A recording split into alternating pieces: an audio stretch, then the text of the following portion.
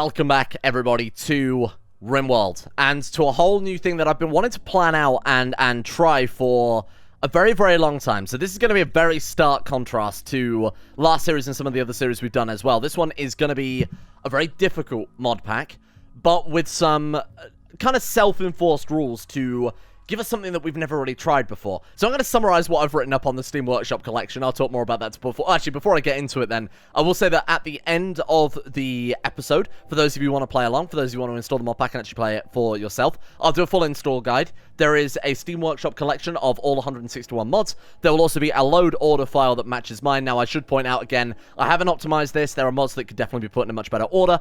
I simply build it to the extent that it doesn't give us errors. And as far as I'm concerned, I'm more than happy with that. So some things, I don't know, might not be working as 100% as intended, but it's absolutely fine for me, and I've found no issues with the couple of hours that I've already played with this mod pack. So, this time around, we're going to try and build the largest possible colony in the most unforgiving environment. The difficulty, I want to shift from throwing more raiders at the base, or throwing hard factions at the base, like we did last series with the Void faction. This time around, I want to make things a bit more of a natural challenge, and I mean that in two ways. Number one, I mean in recruiting and managing every colonist that we down, and we've got some mods that will help with facilitate that, but not in the way that really benefits us too much. Again, I'll talk about more about the mods towards the end of the episode, and obviously as we're playing along there. But the other natural difficulty from this one is going to be from some of the crazy effects that we're going to have to put up with in terms of the environment of the planet that we're starting on. So I want to build this massive city, which is something we've never really done before. We never tried to recruit everybody, but the planet that we're on is really unforgiving. We've got Yayo's Planet, which is a really cool looking mod that makes it so occasionally your planet can go a little bit haywire in terms of ice ages and fire ages. I don't really know what you call the opposite of that. Along with some other natural disasters like tornadoes, meteor strikes. Now, the raiders are still going to play a part of this. I've made them smarter rather than the usual tactic of, again, throwing hard factions at it or throwing a lot of raiders at it like we did with wave-based survival. Instead, we've got mods that will prevent them from falling victim to kill boxes, will prevent them falling victim to traps, specifically avoid where the raiders have died and tried different tactics like swapping from a frontal assault to maybe sapping. If they're frontal assault, they're losing a lot of numbers during. It's going to be quite tricky because on top of that, we've also got Yayo's Combat and a lot of other combat management mods. So there's going to be a lot of difficulty coming from multiple different angles, but more importantly, this time around, we don't have any infinite resource generation. We don't have any mods that I considered to give us a kind of one-sided advantage, so no crazy Bionics mods, because of course they aren't going to optimize Bionics in the same way the player would. So we haven't even got things like expanded prosthetics or the organ mods that we used last time. So this is going to be a very difficult playthrough, but I think if we pull it off, it's going to be maybe one of the most rewarding playthroughs we've done in Rimworld, actually having a fully working colony. Now, as the intro, I assume I've done a fancy animation by this point, or at least finished a fancy animation by this point, will have given away. We are bringing back 3 characters from our previous series, characters that all came from quite powerful mod packs, and characters that all didn't really have a good ending to them, which I'll talk about more in 1 second. So let's get ourselves set up here. We are going to be playing with the Vanilla Factions Expanded, or the Vanilla Storyteller Expanded, Peri Persistent. This, to me, sounds like the perfect storyteller. This is a storyteller that's going to give us constant things to do. So, as it says there, with determination, attention to details, he will constantly keep you on your toes. This sounds kind of fun, because playing with Randy like we have before, and of course playing with Cassandra, even on the highest difficulties, even playing on Merciless, and whatever the hell that difficulty was we had above Merciless for a little while, that didn't really, although it was hard, it was still not very challenging consistently. So I'm hoping this guy's going to provide us a nice middle ground. I'm not going to play on Merciless because I don't know how any of the new combat mechanics work. But if we're finding it too easy, if for somehow we survive the Ice Ages, the Fire Ages, the Meteors, the Tornadoes, and those Smart Raiders, then we'll crank it up to Merciless later on. But I obviously want to give us a decent chance to try and get off the ground here. I think the Seed of Mercy couldn't be any more on brand, so we will start with that one. Planet size, tiny is fine, and then we'll go for a 15% globe coverage. I'm actually going to manage the factions, which is something I wouldn't normally do.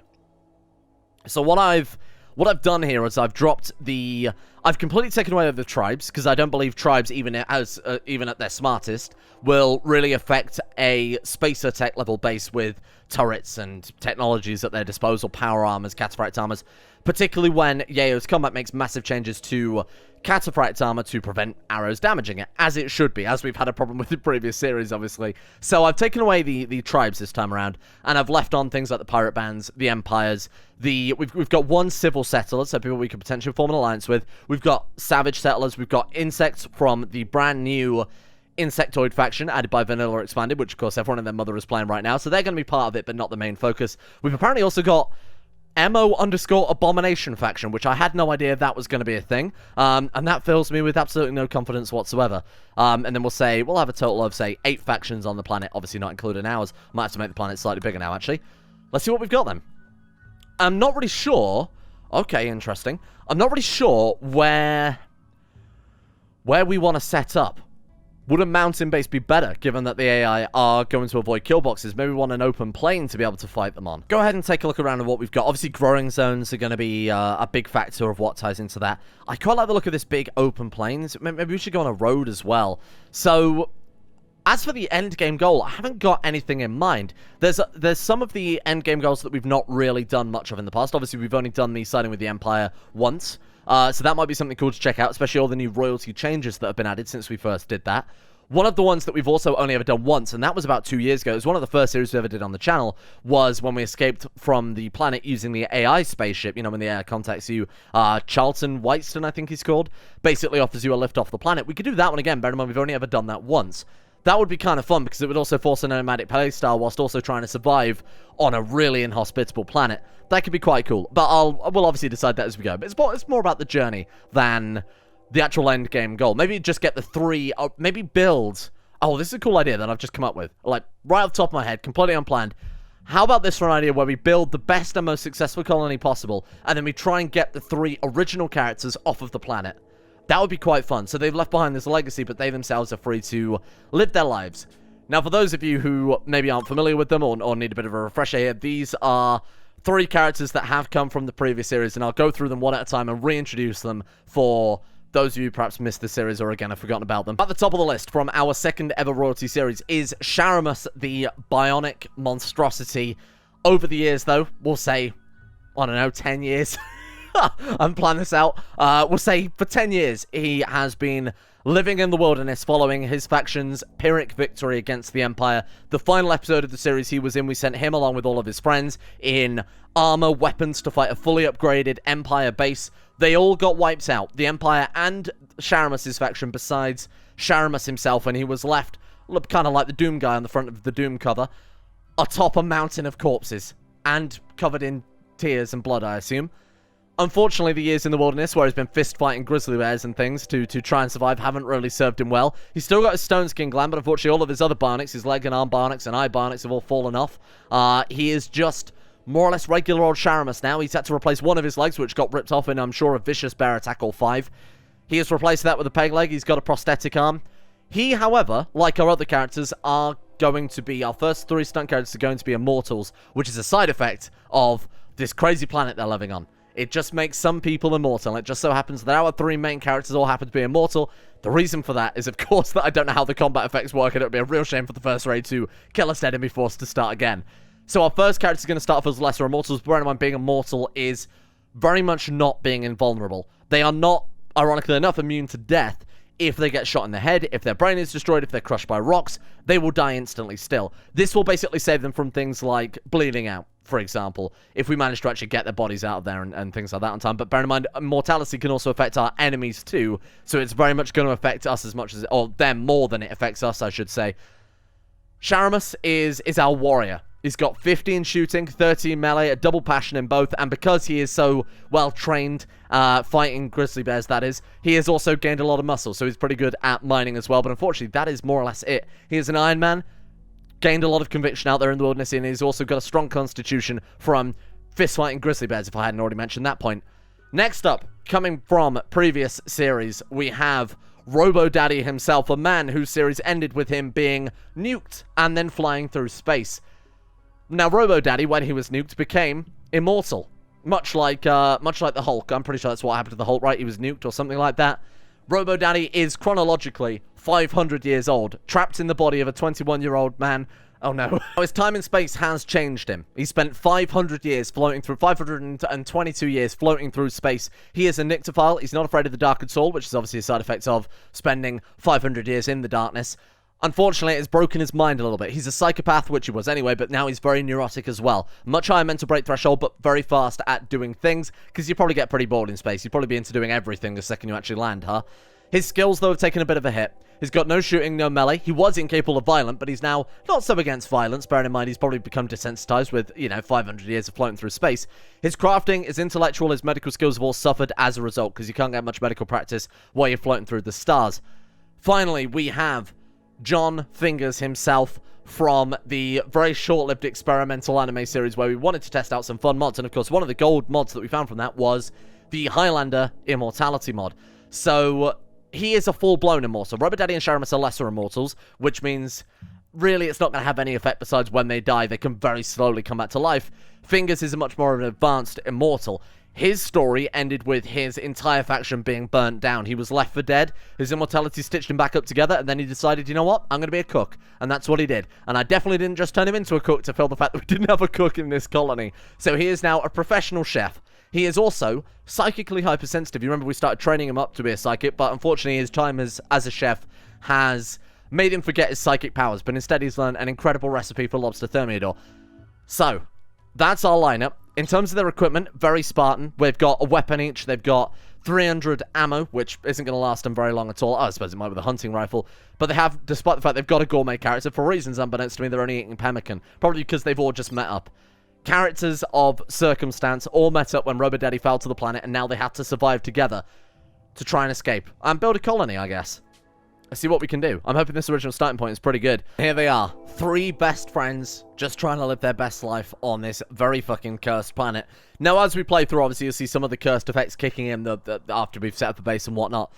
Just be warned, we are going to need temperature control pretty quickly. We are going to need defense against meteors very quickly, and we're also probably going to need sandbags and places to set up and fight in, maybe pillboxes. In reverse to kill boxes this time, so maybe encasing our people in a defensive structure rather than encasing the enemy in a kill box. Let's not too worry too much about what's going on right now. Let's just focus on regular old Rimworld. Let's get a base down as soon as possible. Let's give them some bedrooms. Now, because we are as a rule trying to recruit absolutely everybody. It doesn't matter if they're terrible, doesn't matter if they are arsonists, it doesn't matter if they're incapable of everything. We are going to recruit absolutely everybody that ends up in a prison. We're also going to try and rescue and save everybody that comes our way. Maybe even we should make the rule that if we've got a slave ship that turns up and if we've got enough gold to do so, we should buy them and try and give everybody a second chance, just like all of these characters have been given a second chance at living their best life.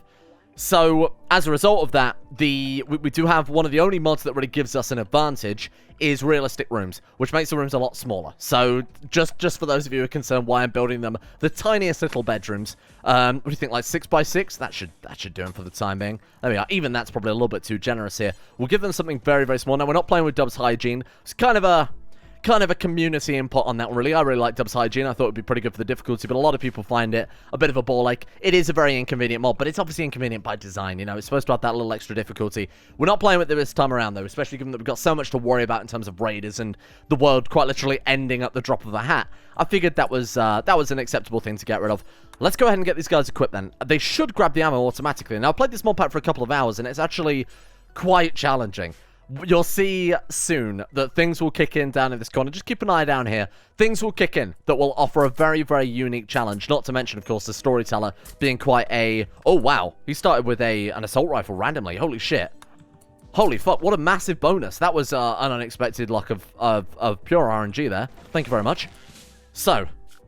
how do we even want to start? Man, I mean, it's been so long since we played. This isn't super heavy modded compared to some packs we've got. Like, a lot of it is minor changes to things like combat and raid behavior and planets. We haven't got a huge amount of actually modded items to look at here. I've got to remember how the hell we play Rimworld now. Let's start with the obvious thing. Let's set up their schedules here. Let's got Robo Daddy, the surgeon. It still has 14 out of 20 medical, which is quite nice. Let's go and get the very, very basic things set up here. We won't worry about a lot of this crap until we've You know, we're not going to worry about building a warden or setting up a warden job until we've built a prison. Same, we're not going to worry about handling animals until we've actually got some animals to handle. Oh dear. We'll go for cooking and butchering as top priorities for fingers. We'll get Robo Daddy on deconstructing construct as a top priority there as well. We'll put the other guys on deliver when we actually get over there. Harvest and growing, we're going to make top priority until we've got a good stockpile of food, and then we'll adjust that as we go. You know what, mining I'll make top priority as well. I know that making everything top priority is going to get a bit confusing, but I think the Rimworld priority just by default is pretty good. So we won't worry too much about that one, obviously by design. Let's get rid of some of this crap here too. Now, some of the other things I've offered us here to make it even more impactful when colonists are killed. We've got things like rational romance. We've got other social changes that are going to allow our people to become friends very quickly. We're going to hopefully see a lot of colony spirit. We've got things like elections, so people can vote on their friends to obviously take control of the colony. We've got training mods as well, so things that will allow them to train in combat. Thought it was somewhat appropriate for a mod where combat is going to be very, very tricky. We've also got the ability to... We've got the free meditation mod. It's one of the other few mods in this mod pack that give us an objective advantage. The free meditation mod allows us to obviously plant the anima trees and give our people bonuses to that one. The backstory is still the same, though. It can only apply to tribal people linking to the anima trees, but there is some freedom regarding that. Now, I thought all of this stuff, all of these bonuses that we're giving them, allowing our people to train up and become psychics and good at combat and things like that, it's only going to be a lot sadder when they get shot in the head by a stray bullet and die horribly. And that's going to be the war crimes of this series. It's going to be the sadness in Robo Daddy's eyes as his friends are gunned down in front of him. With Deliver, then, we'll go ahead and set that to top priority for everybody besides Robo Daddy. We'll put Haul and Clean on the lowest. Govern we won't worry about. Research and Scan we won't worry about as well. So, top priority, then, is cooking, butchering. I think that makes a lot of sense. Constructing for Robo Daddy, and then harvesting, growing, mining after that. If I designate it, I'll put that down to a priority 2 there. And plant cutting as well. I'm happy with that. I think that's more than okay. So, let's get down these bedrooms as soon as possible. We start with a lot of wood. What starting scenario is this? Obviously, I chose Rich Explorer, but using Prepared Careful, it would just load another one. I think we had the tribal item start, didn't we? We got a crazy amount of pemmican and a crazy amount of wood, and no steel components, anything like that either. Man, that's going to be quite tricky, given that we've got no resource mods. Damn. What a mistake I've made in hindsight. That's okay, we can rely on trade caravans a little bit. We might not make enemies with absolutely everybody this time around. Who bought Go Juice? You couldn't find room in your backpack to bring some components there, Chief, but you bought Go Juice. Fuck's sake. Okay, that's fine. You know, when the going gets tough, Sharamus on his Go Juice, he could pull the arms off of Grizzly Bear, because he's very well practiced at that. So what do we need for beds, then? This mod pack, it's still cloth and wood, okay. So we'll start by going out and hunting some animals, I guess. Did I set hunt to be high priority? Probably should. Let's go ahead and set hunt to be the highest priority here. I'll designate some safe wildlife, if there is any. Oh, God. Fuck, that sucks. I guess we'll go and hunt the ibex. It's probably the safest one to start off with here. Those give plain leather. Okay, wild boars give pigskin. Someone's going to have a pigskin blanket, I'm afraid. Oh, gross. There you are. But a pigskin sleeping bag to make it even worse. It's as if they pick up ammo by themselves as well. Oh, they do. Fantastic. Yeah. I was going to say he must have, seeing as he's out there hunting. 75 industrial ammo there and 75 industrial ammo there. That's pretty useful. Means that we don't have to keep too much of a track on that, besides making sure that there's always an ammo bill in the machining table when we get up to that point. And that should be one of the few things we research early on. Twirling his gun there for style. Fantastic. I'm not sure how... Because I've tested this for a few hours. Obviously, I didn't have a huge amount of time to play towards the endgame very much. Oh, I should set down a stockpile zone as well. But it looks as if the combat mechanics are going to be a lot harder than you expect in regular Rimworld. It's going to be a lot more of a challenge for both our people and the enemy. It seems like numbers might actually be quite a key thing. We can't just equip them with very, very powerful weapons and hope for the best like we did with, you know, like Robo Daddy series, for example. Let's go foods, and we'll also put some animal corpses in this stockpile. You know what? No, let's just allow all. Let's put down some more structure. Robo Daddy, you're shit at shooting. I'm going to take you off of hunting for the time being, because you're just going to get yourself killed, my friend. Let's get you to put down more of a structure here. So we've got the bedrooms, if you can call them that for the time. We've got the coffins built. Let's put down a... Maybe I should build a little city. I always build one mega structure rather than individual kind of houses and rooms and stuff. I think we'll build... Why don't we build more of like a compound, but less of one big structure, like rooms leading into more rooms. We'll have this one as kind of the dining room. We'll attach a kitchen onto that one, and then we'll do a kind of small room for the time being until we get batteries for a freezer. We'll do something like that, because that way we're fairly close to this zone over here that will turn into a growing zone in a second. We'll get some rice down. So let's do one of those, and a way into that freezer from the outside. Very nice. Seeing as power, especially during this early game, is going to be very, very difficult to come across. So I've decided to airlock the freezer there too. Let's go ahead and set that to critical, clear all. We won't allow rotten, but we'll take foods and we'll take corpses if you don't mind. Animal corpses, no insect. There we are. And then if we take away rotten and fresh from this one, we'll kind of naturally be able to adjust this one to other things that can rot, like, for example, herbal medicine. Love that you can just kind of hear the occasional gunshot off in the distance from where they're hunting. I really like Yayo's combat. It makes it such a different game with such a very small change to it. Even something like gunplay, which we don't have this time around, because obviously Yayo's combat comes with the animations, but it just makes it feel so much more impactful and deadly, you know? Feels like the combat actually is a bit more meaningful than the regular Rimworld. Just kind of sit there, point and shoot, and wait 20 minutes until someone finally hits the other person. Let's keep you guys awake for a little bit longer, just until we've got the base dealt with. Why did I not copy and paste those jobs? I couldn't begin to explain. I couldn't begin to tell you. There we are. We'll do something like that. And then Sharamus, for some reason, only gets... That's a bit rude. That's a little racist there, team. And then Robo Daddy can self-tend as well. So Robo Daddy's neurotic nature is going to come in very, very handy. He's obviously built a lot of this extremely quickly, but we've got to be very, very careful with how we balance him. Last series, we were able to just leave this guy to do his thing because he had a passion for research, and he spent most of the series set behind a research bench. I'm going to have to learn how to manage moods again, because it's been a while since we've properly done that in Rimworld, given the last time was... Why have they all decided to sleep in the corpse room? This is already war crimes. Before we get too heavy into some other stuff, let's put down some... I think we'll put down some rice temporarily, and then we'll swap it over to corn when we've got the first harvest in. Oh, wow, what is all this stuff added by? Vanilla factions expanded insectoids. This one is vanilla plants expanded. Oh, very nice. Okay. Let's get them on that immediately. And when this is done, we can put down a wind turbine in the center. To be honest, I should have taken away the tree designation, just let them get wood from... Oh, man, that works out perfectly. Look at that. There we are, right inside the growing zone. Let's go ahead and hook that straight into the base. We'll just connect that right now to, I guess, a cooler.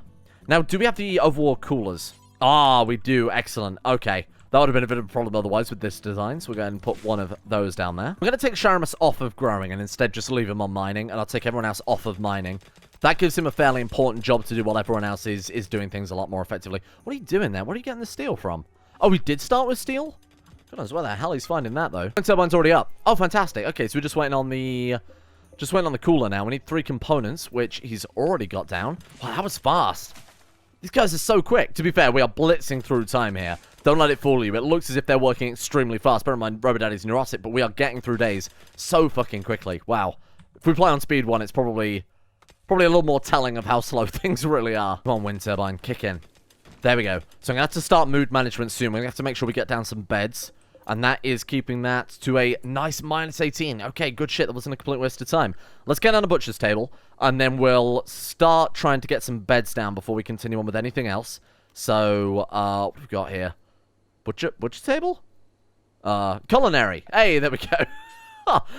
We do have silver steel. Do we have any electric? Oh, we do have electric butcher's table. But to be honest, we probably haven't got the power for that right now. I'm just thinking, can you still use it as a...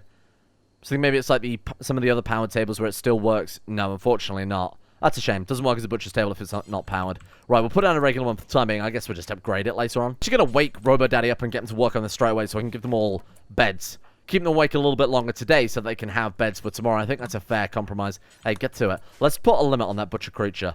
Let's do it, like, down to actually just within inside the freezer for the time being. Oh, damn, we're not going to go hungry for a while. Look at that. Such an insane amount of meat. Holy shit. And how much have we got in terms of the pigskin? 75, and then we got 75 plain leather too. That should be enough for 3 sleeping bags. Yeah, 40 apiece. Very nice. Okay, so we've got enough for 1 plain leather, so we'll put that down in this one. And then we've got the 2 pigskin bedrolls there as well. I'm pretty sure you can connect up end tables and dressers. Yeah, you can. Cool. So to make up for the fact they haven't got a bed, I'll get these down immediately as well. I think that's a decent trade-off. And then we'll remove this stockpile and we'll put down a stockpile building somewhere. So we can put it over here. With all the wood we've got from planting the rice, that should be finishable straight away. Fantastic. Look at that. There we go. We've got luxury bedrooms too. Well, dumping stockpile zones might end up being something to really heavily consider this time around for the defensive bonuses. So why don't we put a massive thin... Do rocks provide cover? Or is that purely... Madness. Cover effectiveness 50%. They do provide cover. Yeah, I thought that was the case. Let's put down then a dumping stockpile zone parallel to the bottom of the base. And then, I guess this side we don't need to defend so desperately. Why don't we just do a big ring of dumping zone around the base, and then we'll take cover behind that until we can get something for sandbags. My god, Sharamus. Game changer right there. We've got so much fucking steel now. So stockpile zone down in there, and that'll be for everything that is not... Actually, let's go Lowell. Let's just take that away. No foods as well. No corpses besides mechanoids. There we are. Chunks, not too interested in that one, but I'm pretty sure everything else is okay, right? There's nothing else we need to forbid. Because we're not playing with, you know, some of the nuclear mods that add nuclear waste. We're not playing with Dubs Hygiene, so we don't have to worry about human waste either. Oh my god, an Ambrosia Sprout. I dismissed that without even thinking it would be relevant, but it spawned right in the middle of our fucking base. There it is. Incredible. What are we going to do with that? I guess we'll let it grow, and then we could just harvest it and maybe put it on their... We could put it on their drug schedule just in case things get very bad. Like I was saying, Robo Daddy could maybe benefit from that quite a lot, being very neurotic. And we are committing extreme war crimes here by not having a dining table. Let's make sure we remedy that immediately. I want to leave enough room in this room as well for a research bench. So let's go ahead and put down one of those and hopefully get some batteries rather than wasting any more of the power here. Right now, we haven't got enough power to obviously keep this going consistently, but if we get some batteries down, we'll be able to keep that consistently and maybe also run some sort of cooking station as well. You know what? We'll give them a good schedule, seeing as their moods are starting to get down there a little bit. We'll change that one over to recreation, and we'll go anything. Gives them a good, like, 15 hours of work there. That might still be a little bit too much. Nah, that's fine. That's alright. It's only 13 hours, actually. Oh, new leader. Who have they voted for? Fingers has been voted the new leader of the colony with 2 votes. Vox Populi, Vox DI. The focus skill is plants. What the fuck does that mean? Is there a... Politics. Here we are. John Fingers box. Governance quality is 47% and it decays at 1.8. So I assume if they're a bad governor, it's going to upset people. I'm not entirely sure. Focus skill is plant. So does that mean the plant skill is faster? Now, this was a mod that was recommended to me. This wasn't one that I chose out myself. So this I'm going to do a little bit of research into, see what it's actually all about. Oh, interesting. Governance affects the global work speed and negotiation ability. Governance of 0 slows your colonists down and reduces their negotiation powers by 25%, while 100% governance increases these values by the same percentage. Right, okay. Governance also affects boost stats. I'm reading this directly from the page. That use the so-called focus skill, which is semi-randomly selected based on your leader's skills. For instance, intellectual focus skill will improve research speed, obviously. This effect usually ranges from nothing for 0 governance to 50% for maximum governance. Right, okay, that's very cool.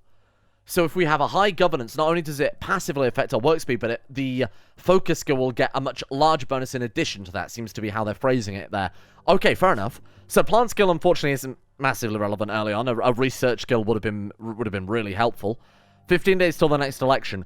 But I was kind of assuming that if he had a high governance, maybe he wouldn't be unelected, but that's okay. Sounds as if governing then is going to be quite important. And who's that? That's... Oh, can anybody do governance? I thought maybe just the governor had to do governance, but maybe if anybody can do that, maybe we'll have Robo Daddy do it after some research. Whoa! Hello. A veterinarian named Burr is crashing nearby. It's Sharamus's father? Brr the Simple. A veterinarian... Brr the Simple is absolutely not simple at all when he's got 16.36 medical. Holy shit. Skilled medic is fantastic. Medical +2, surgery success chance up 20%, and 10 quality +20%. He's also an Iron Man, and he's got 16 medical. This is insane, and teetotal as well isn't too terrible. This guy is all around fantastic. Sharamus's father. Well, he's only 11... Wait, what? I'm pretty sure he's not Sharamus's father. Based purely on the fact that this orc is 7 years older than him. That's fucked up. I don't know how Orc Society works. I won't judge them too harsh. Okay, Sharamus, you've just offered your bed to your dying father. Thank you. Robo Daddy, I'll get you to go and capture? No, it needs to be a prison. Let's go ahead and swap that over for prisoners then. Local hair has gone mad. The first combat challenge. Let's get Sharamus, let's get things over there. One thing I've also done as well is added additional quests to this mod pack. Predominantly because last series we didn't have any quests at all. Oh my god, he killed it in one hit. What a madman. Rammed his rifle right up its arse. So let's go and tend to the orc father. And let's get him recruited as soon as possible. Do we have anyone good social? I might have made a horrible mistake there. No, we do not. We have Robo Daddy, and he's got 0 skill. That's a challenge in itself. Ice Age is coming. Good. Ice Age is coming. The Ice Age is coming in the 4th quarter. What the fuck do you mean the 4th quarter? It's already summer, you prick. Oh, no pressure then. That's fine. Just a cataclysmic world-ending event is coming in. Roughly a couple of months. You'll be fine. Well, shit. Okay. I guess. Oh my god, what the fuck are we gonna do then? Have we got a geothermal vent nearby that we could potentially capitalize on? We got Chem Fuel Pond. There is a geothermal vent there. We might have to build a winter base. We might have to build somewhere where we can kind of huddle around a steam geyser and keep ourselves nicely heated up. Because I very much doubt we'll have enough technology down to be able to survive an Ice Age at the rate we're going. Get poor Robo Daddy some light in there, otherwise it can take him hours to get this research done. 20 wood? That seems fine. You know, especially if we've got an Ice Age turning up. Having, man, a wood stockpile would come in very, very handy. I'm thinking right towards the end of autumn, we need to just chop down every single tree on the map and just keep a massive stockpile of wood so that we can build a shitload of campfires. We got wood fire generators then as well. We've just got to... I think the Ice Age month is going to be a case of just survival more than anything else. Like, really struggling to survive. Could we get hydroponics before then? How likely is that to happen? Because I don't know what the fuck we're going to do for food otherwise. Unless we could build around a pond and do some fishing? That genuinely might work. I'm thinking this winter base, when we get around to it, we'll build around here. And then use that as our zone... just to try and get through it, and then we'll come back to the base when that season is over. And this, my friends, is where we are going to leave the actual gameplay for today, because I'm going to leave it in your hands to come up with a name for the colony of our 3 stars, Sharamus, Robo Daddy, Fingers, and Sharamus's father, Brr, who is hopefully... Just can't see what his fucking name is. Brr, we are going to need a name. So I'll leave it down to your very capable hands, and whenever I've asked the comment section name anything, it's definitely never once backfired in the history of this channel.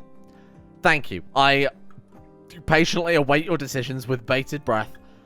Oh god, I'm going to regret this. So for those of you here for gameplay, that will be it for today, but if you hang on, I'll do a full installation guide of the mod pack where you can get everything and how you can set it up as simply as possible. Simply as quite literally downloading a text file and using Mod Manager to do the rest for you. Thank you all for watching. Hope you guys are looking forward to this one. I think this is going to be very difficult, and I think this is going to be extremely stressful, and I think it's going to end up being one of the most ridiculous colonies we've ever built, assuming I can overcome the difficulty that I've basically set up for us here. Big thank you to Arctic, Icelandic Wolf, Gogolus, Vacuous Bacchus, My Name is Indio, Bobka, Shay, Scared Blueberry, Fakuna Vasquez, Steven, The Giant, Crow Skull, Tonoster, Leo, Rage Dragon, and everyone else at the Insane Tier levels on Patreon for their support and allowing yet another adventure in Rimworld to go ahead. Thank you guys for your support over there, and of course a big thank you as well goes out to Arix81, King Snitch Gaming, Icy the Great, Shardul, Sega the Chaos King, Tofu 10, Demon, Flom, Lazarus, William H, Simba, Derek F, Sam Kears, Justin Plock, Joseph Beer, Magister Militum, and everyone else over at Patreon as well for their support and keeping the channel possible. In the first place, without these guys, we wouldn't be here. We wouldn't be able to make these mod packs in a day turnaround, which I'm not going to brag about, but holy shit, what a fucking turnaround.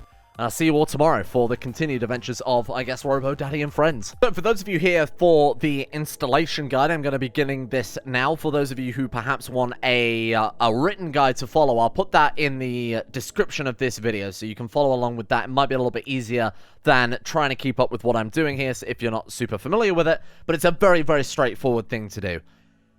So, I'm going to be doing all this live right now.